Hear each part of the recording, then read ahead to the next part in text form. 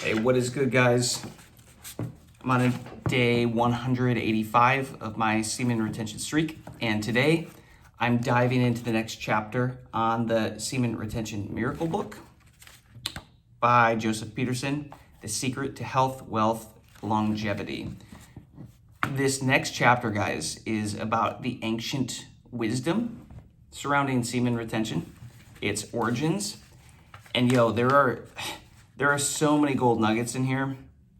This book in general, it's so good, which is why I'm just going to continue making videos around these chapters, reading through it, so you guys don't have to, but you can at least get some of this information, because the more information you have, the more knowledge you have around this, the higher your conviction gets, and the higher your conviction gets, the easier it is to get on long streaks, start to value this practice, value your sexual energy. And really, in the coming chapters, this book basically just gets into how to use this energy to conquer other areas of your life. If you get a shot to read this book, if you want to buy a book to dive into, pretty easy read, and just to help you gain more understanding, this is the one. So there you go. This book definitely is not the first time you're hearing about semen retention, but it's not a new concept, guys. It might seem that way because the internet allows for much more rapid communication, particularly on subjects that might have previously been considered taboo. Semen retention, however, is an ancient practice. It has, in fact, been practiced for centuries. Let's look a little more deeply at the origins and wisdom behind the trend. The ancient wisdom surrounding the practice of semen retention all speaks of a life energy that exists in your body, and it is often believed to be particularly concentrated in the semen. That's not necessarily surprising, considering the role that semen plays in the creation of life. As the ancient philosophies hold, it is a thriving, expanding energetic force that is evident in nature's design. Traditional Chinese medicine practitioners refer to your life force as qi, and ancient Hindu texts call it prana. Everybody's got their own word and interpretation for this thing, but it's the same thing. Everybody is aware of it. Ancient alchemists believed that this life energy is a combination of electric and magnetic forces running through creation. Moreover, many of these traditions hold that there are centers in your body called chakras, where the energy concentrates and circulates in a kind of whirlpool pattern before it passes through the channels in your body, called the meridians, to the various organ systems. If you want to learn more about the chakra system from a modern approach, look into Dr. Joe Dispenza's work. Really, really good stuff. It's interesting because I am recently getting more into the Chinese meridian systems, herbal remedies, some like protocols that I'm realizing my body was wanting. And it's just interesting the timing of all this stuff coming together here. The concept of qi and prana are based on what is called the subtle or spiritual body, but despite the spiritual nature of this energy, it has very real effects on your physical body as well. Both qi and prana mean breath. And this is reflective of the way that both Chinese Taoists and Indian Tantra practitioners believe that we ingest this energy that is through breathing. I've heard so much on this, guys. There's one of the guys dropped it in one of my last videos in the comments. I think it's a woman in like Germany or in another country who doesn't eat. She actually lives off this prana, this energy, and I watched a bunch of interviews around her. This is getting into the weeds, guys. Like, this is some very deep meta stuff here. But she was basically talking about how, like, these bodies, guys, are so high tech that, yes, we can burn fuel in our engine, right? Like a locomotive. We can shovel coal into it and burn it for energy. Yes. But we can also stop doing that and basically operate as a spaceship. It's like, yeah, a spaceship, you can probably convert it to like burn energy off of coal and stuff. But if you just like really figure out how far you can push it, it's like this spaceship can operate so much more effectively and efficiently and impressively when you really get back to like its original design. It's kind of interesting. That's not the point of this book though. This is actually congruent with Western medicine, given that your body needs oxygen to make energy, and you receive oxygen through breathing. Just as with many things, it seems like the ancient philosophers are one step ahead of science. Interesting how that works. Chi and prana, however, have deeper, more spiritual connotations as well. As the so-called Kundalini energy awakens the base of your spine in the root chakra and rises through the other chakras, it finally arrives at the crown chakra. The crown chakra sits above the head, or the crown of your head. And when the Kundalini energy reaches that point, you experience an awakening into the oneness of the universe. You merge with the divine, so to speak. We call it enlightenment. You have 7 energy centers. 1, 2, 3, 4, 5, 6, 7. Technically, if you want to get into the Ka, as well as what the Egyptians would call it, there could be an 8th that's like, a couple feet above your head as well. The energy of chi or prana is more than simply spiritual, though it is also creative, and these philosophies further hold that the element that creates the spark of life exists in the air around us.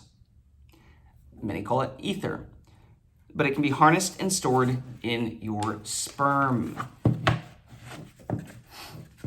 From there, it can be used to create new life. It is also possible to utilize that creative energy in other areas of your life and also create new life within you, right?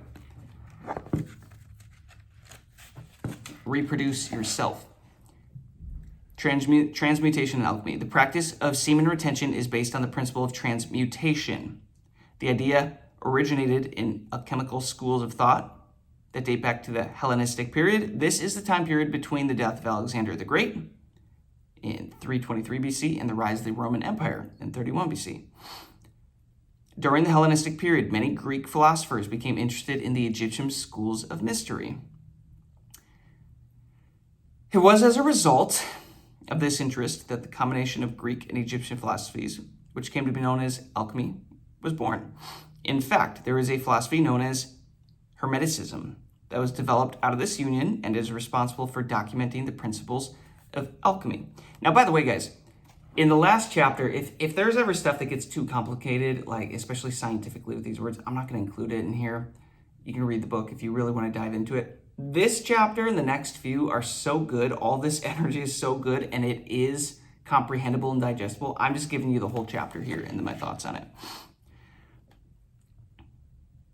Now, Hermes Trismegistus, I'm not sure who that guy is, but was a symbolic figure combining the Greek god Hermes with the Egyptian god Thoth. These deities were believed to bear messages in each of their religions. I'm going to just call him HT at this point. HT was the author's name of the Emerald Tablet, the first scripture that discussed transmutation. In reality, the writings in the Emerald Tablet are likely older traditions that have been passed down orally before that time, and it is from these traditions that the alchemical principles were derived. The Emerald Tablet specifically lists 7 alchemical practices, but 2 are important for our purposes here, and they relate to semen retention. One alchemical principle that is relevant for semen retention is the principle of vibration. I talk about vibration a lot on this channel. It is the 3rd alchemical principle in the Emerald Tablet. It is basically stating that everything has a vibrational frequency, and because the vibrational frequencies are subject to change, everything is constantly changing. The only thing that never changes is everything is always changing. This principle is in line with what Western medicine has discovered as well. It all boils down to energy, and all energy has a frequency. This is a key concept of quantum physics. So glad they mentioned that. I geek out over quantum physics. Dr. Joe's work is all about quantum physics. That is where I learned basically all of this stuff. Everything is frequency, guys, and it's always changing. Like, everything has a vibrational frequency, and because the vibrational frequencies are subject to change, everything is constantly changing. Everything has vibration, everything has frequency, which leads to my belief that the real currency of this universe, of this world of creation, is energy. And that is why it's so important to get your sexual energy figured out with semen retention, because that is a source of powering up your battery to use this energy to go conquer life. The other alchemical principle important for our discussion of semen retention is the fifth principle of rhythm. This states that the universe has a rhythm. It is cyclical, and if you can attune your own energy to the rhythmic pattern of the universe, you can use rhythms to your advantage. Of course, science has also established that cycles govern the process of life. So what does it have to do with semen retention? The concept of transmutation basically involves the transformation of one thing into another. For those of you that ask, what is this whole transmutation thing? Just taking something and transforming it into another thing. So when we say transmute this energy on semen retention, take the energy, aim it at something else in your life, and use it there. The story goes that ancient alchemists were obsessed with turning lead into gold.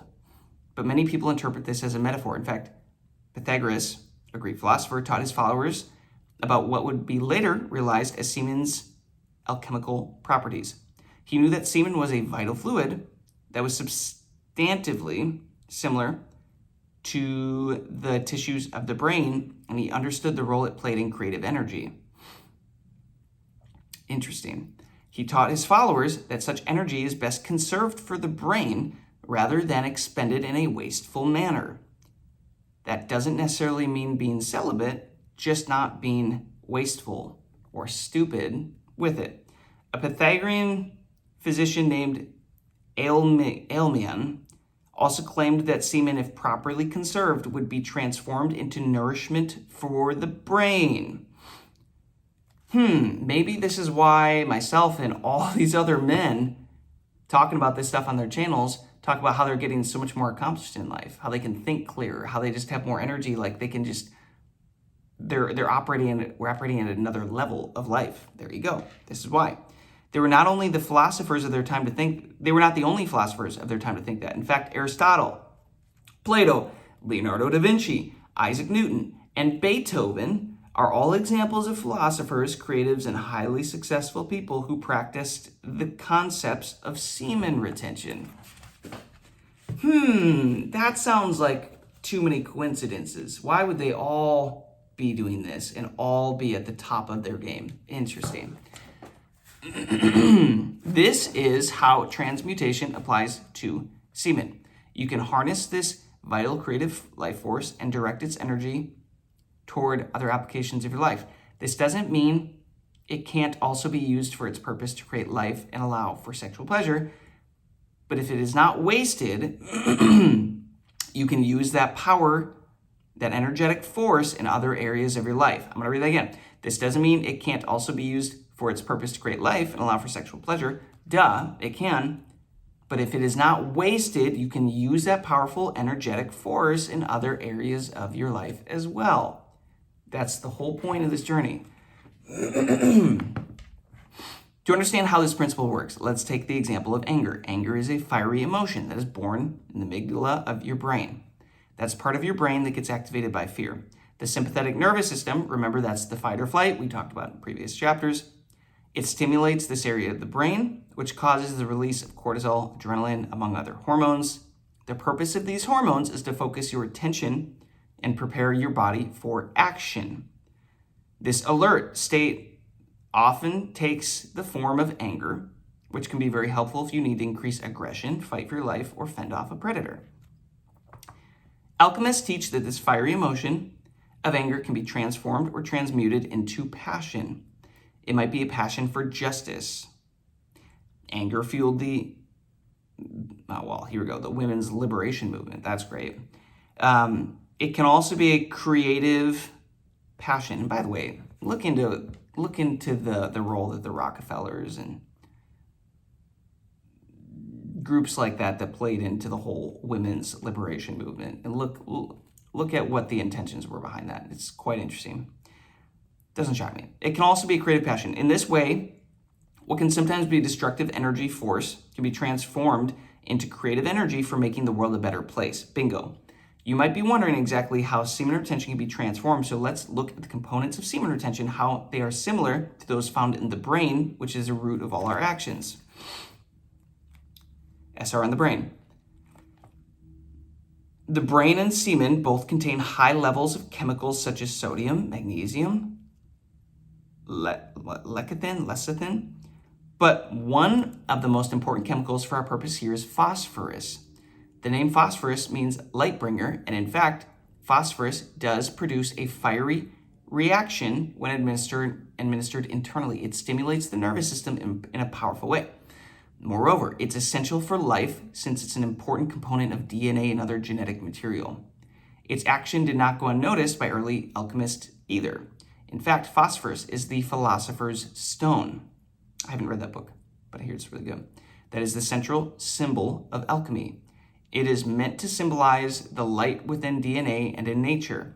So the concept is rather simple. Because semen is high in phosphorus, if you conserve your semen, you're conserving your phosphorus, and the brain can use it for generating fiery, creative energy.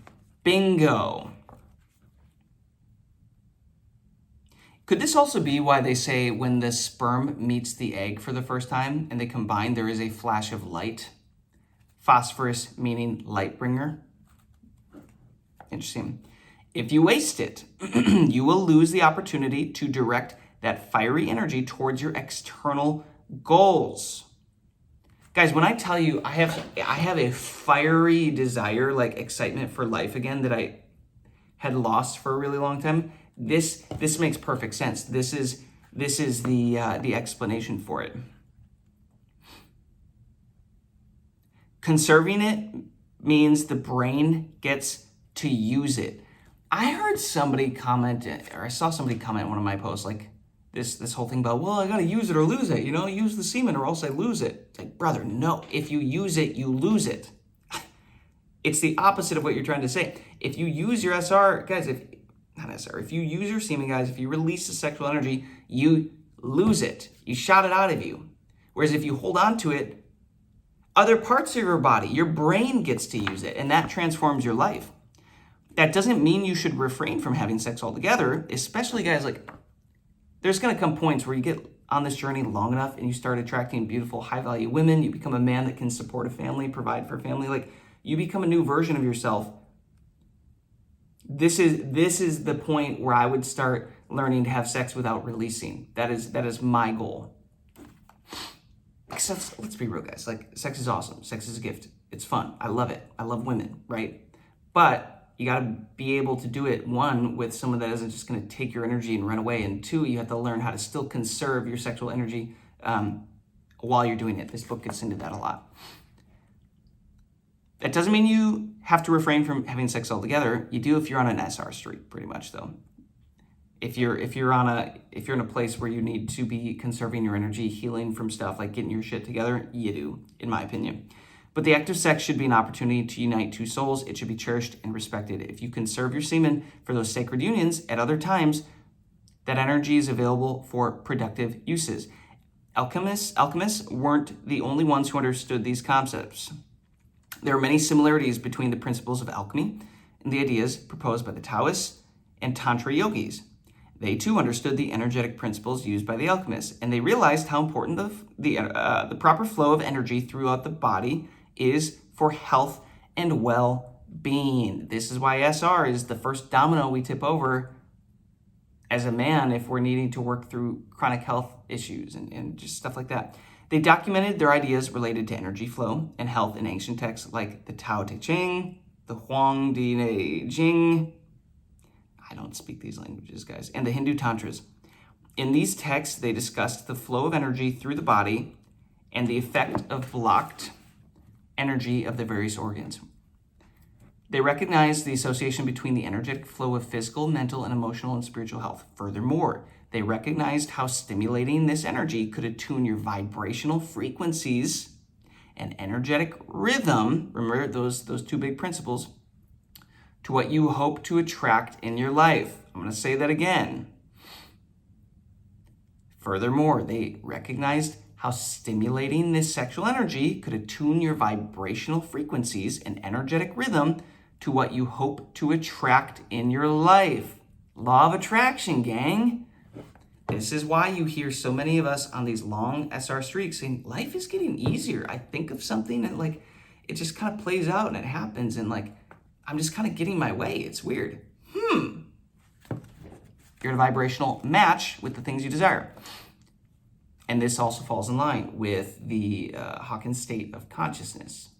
As you go higher on that, you start to attract higher emotional experiences. Let's take a look at what they specifically said about semen. Y'all, keep listening up. I've only got like a page and a half or 2 pages left here. It'll be quick, but I'm telling you, this stuff, this is life-changing. You're going to want to listen to this one multiple times. Tao, why is it spelled with a T? That makes 0 sense. Tao can be translated into the path or the way. Taoism, teaches that every stone, every leaf, and every part of the universe or nature is God. Everything is part of a larger energetic system, and thus that energy can be directed in myriads of ways. You can live in a conscious manner by showing gratitude for everything around you, grounding yourself in the present moment. They say relieves all suffering. There's something to that, guys. Expressing gratitude. You can't be grateful and be suffering at the same time. With regard to sex, Taoism teaches that love is a manifestation of our sex drive. To put it another way, it is our sex drive transmuted. Our sex drive is much like lead, and love is gold in the alchemical metaphor. By love, we don't mean romantic love. Well, we don't only mean romantic love, though that's included as well, but love as passion, the passion you have for your life.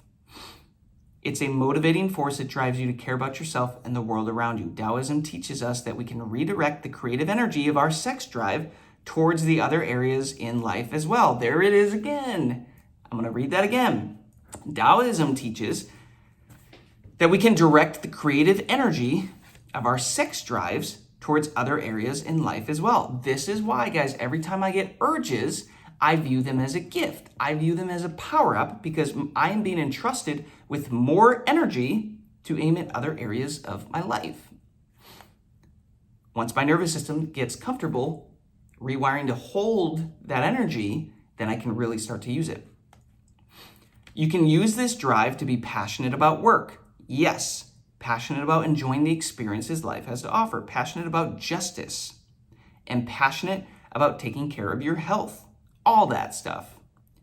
Taoism and other alchemists propose that we need only synchronize ourselves with life's rhythms and use the natural flow of energy to our advantage. That is how you win. The question then becomes how to synchronize yourself with the natural flow of the universe.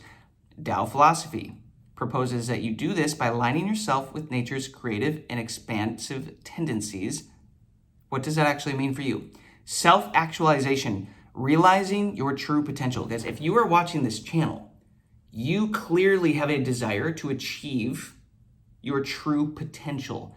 I am obsessed with achieving my true potential in every area of life. That's why I have this channel.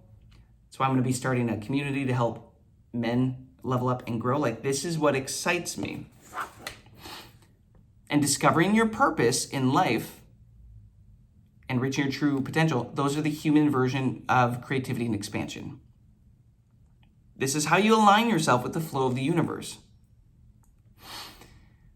If you don't strive to live your purpose, you'll likely feel unfulfilled in life, and that can lead to a number of maladies, including depression, obesity, anxiety, and addiction.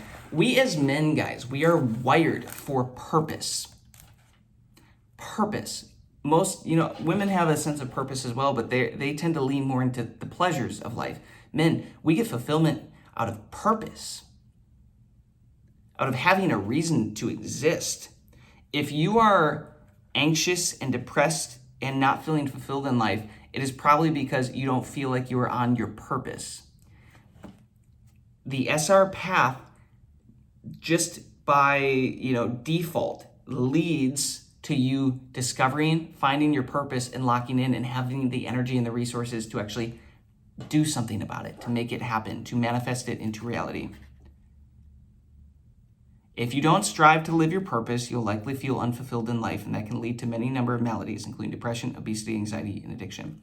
But how do you tap into your creative potential? This is where semen retention comes into play. Listen up. If you're still here, listen up. As we mentioned earlier, our sex drive is a powerful force that motivates many decisions we make in life.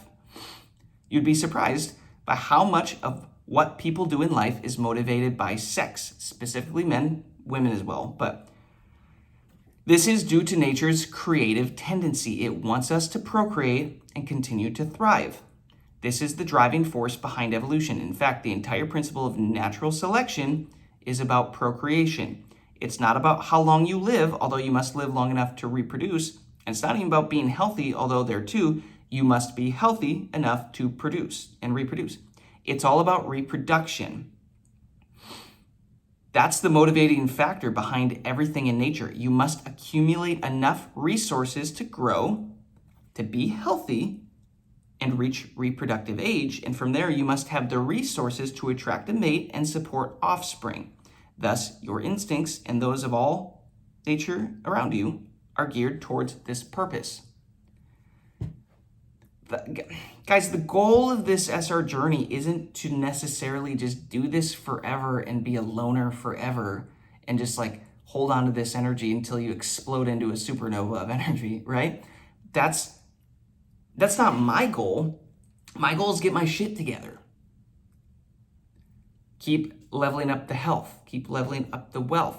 Keep leveling up internally and externally who I am to be the version that can accomplish all my dreams and goals. And in that process, I am accumulating more and more resources, more confidence, more attraction that women, are magnetized towards.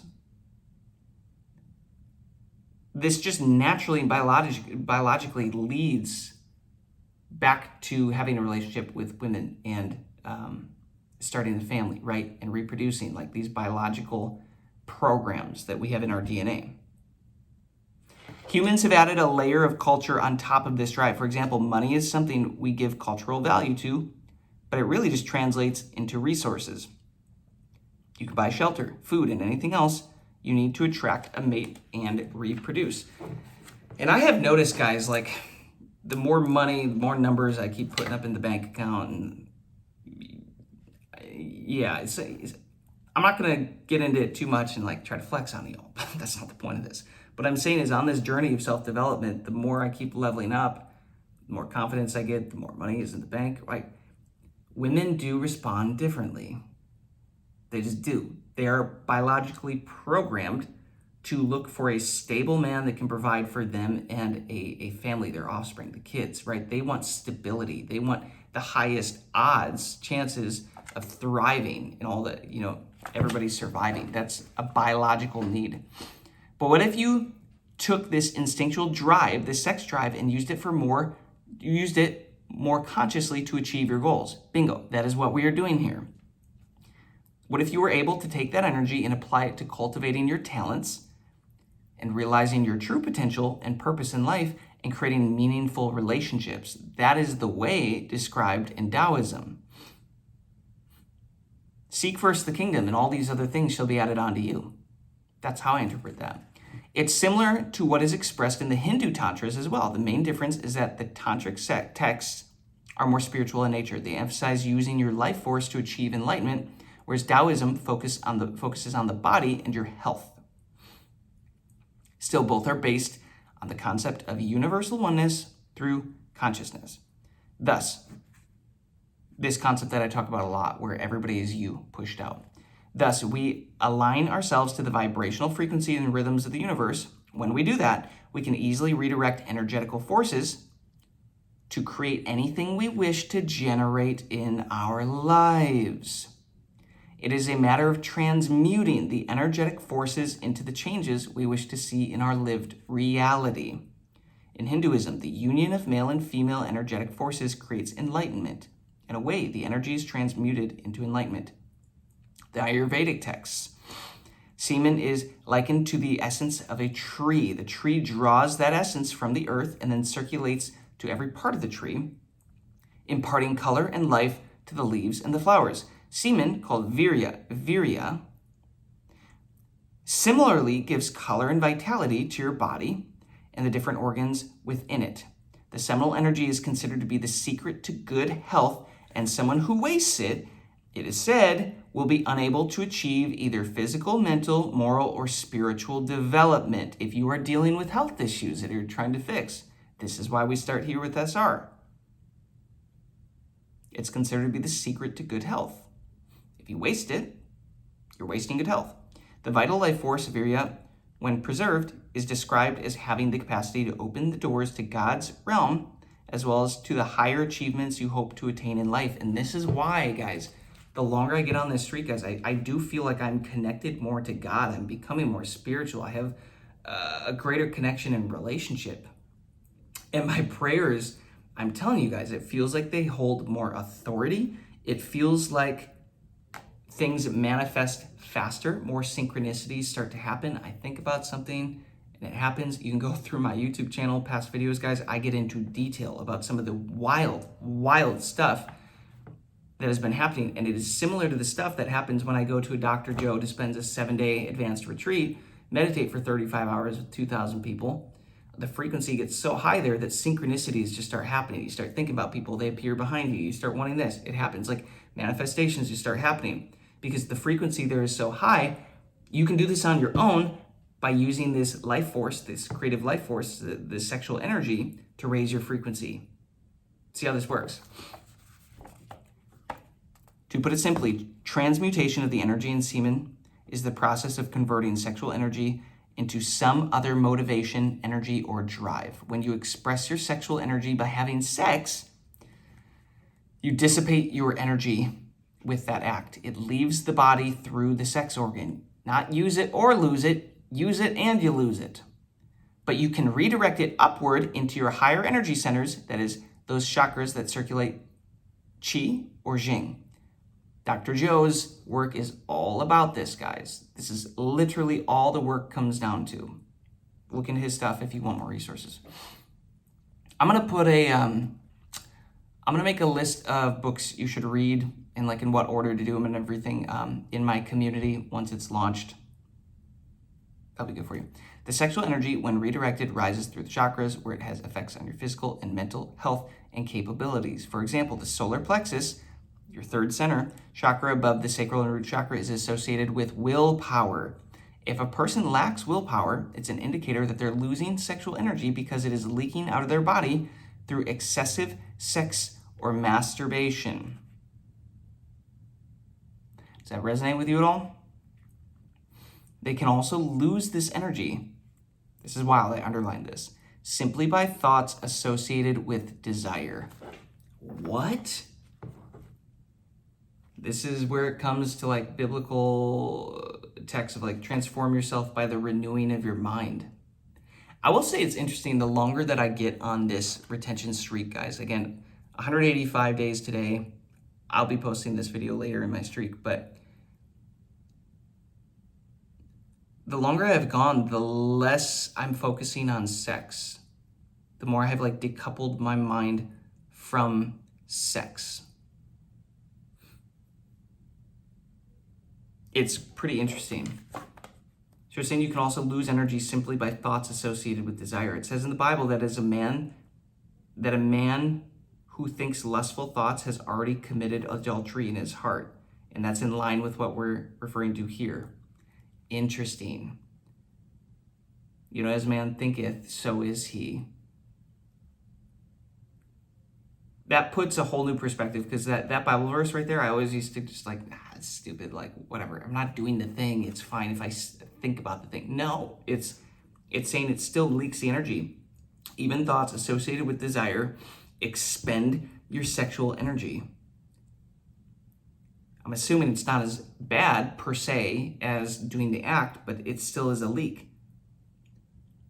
But they're not the only kinds of thoughts that do so. If you worry a lot, if you tend to overthink things, that too expends sexual energy. This is why you need to transform yourself by the renewing of your mind.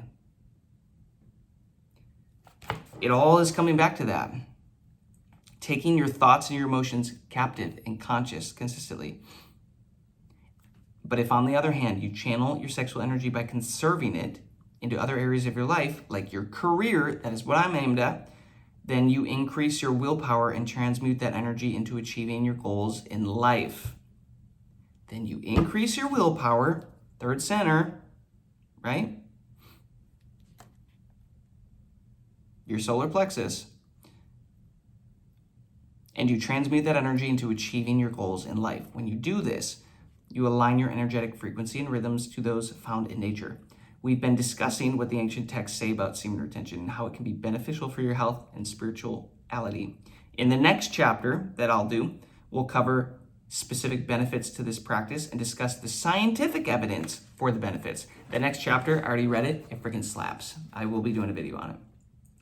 So in this chapter, guys, we discussed what the ancient texts say about semen and its conservation. Specifically, we've discussed the following topics: the concept of life and energy, transmutation and alchemy, Taoism, Qi and semen retention, the Hindu Tantras, the Ayurvedic concepts, and semen retention. Bam. Whew. 36 minutes. That was well worth the listen, guys. I'm telling you, I'm not just pulling this information out of my ass, and I'm not just making this stuff up. I have this channel so I can share my experiences of everything that I'm testing on myself in life. The only reason that I talk about this stuff, I have a retention channel, guys, that I'm talking about my balls, right? The only reason I'm doing this is because of the changes and the transformations it's been having into my life in real time. And now I'm taking all these experiences, pairing them with more wisdom, more knowledge, more ancient knowledge, and realizing, oh, there's a reason for that. The more you can lock in on this stuff, guys, the higher your conviction gets, the easier it is to lock in on this journey, conserve this energy, and transform your life with it. I would highly encourage you, go back through this video and listen one more time. This sucker, there's a lot in here for you. Really make sure you're holding on to these concepts and understanding them in a way that you can recite them back to people if they come up in conversation. That's how you really know that you have it locked in. Just by me making these videos, I continue to embody this information at a deeper and deeper level. So that's kind of what you're doing with just consuming content, right? So there you have it, guys. That is chapter 3 of the Semen Retention Miracle, the secret to health, wealth, and longevity. If you enjoy this, keep following the channel. I'm going to keep sprinkling some videos of this throughout the channel. How many chapters are there in here?